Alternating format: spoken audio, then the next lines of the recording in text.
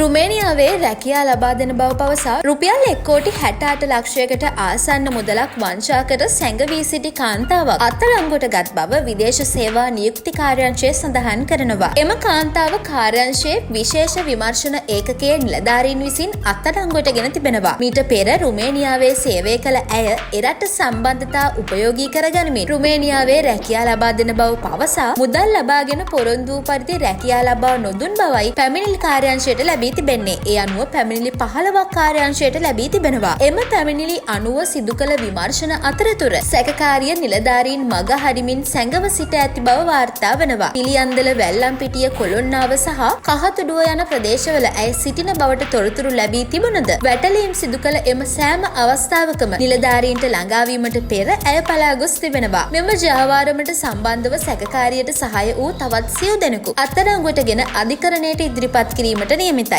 අවසානයේ විමර්ශන නිලධාරීන් විසින් උපාය දූතයෙකු යොදාගෙන සැකකාරිය සම්බන්ධ කරගෙන විදේශ රැකියාවක් ලබා දීමට අදාළ ගිවිසුමක් අත්සන් කිරීම සඳහා කොළොන්නාව ප්‍රදේශයේ නීතිඥවරයෙකුගේ නිවසට පැමිණෙන ලෙස දන්වා තිබෙනවා. එම අවස්ථාවේදී ඇය අත්අඩංගුවට ගෙන තිබෙනවා. අත්අඩංගුවට ගත් සැකකාරිය කොළඹ අලුත්කඩේ මහේස්ත්‍රාත් අධිකරණය වෙත ඉදිරිපත් කිරීමෙන් අනතුරුව මාර්තු මාස 3 වනදා දක්වා රක්ෂිත බන්ධනාගාරගත කිරීමට මහේස්ත්‍රාත්වරයා නියෝග කළ බව ශ්‍රී ලංකා විදේශ සේවා නියුක්ති කාර්යාංශය වැඩිදුරටත් සඳහන් කරනවා.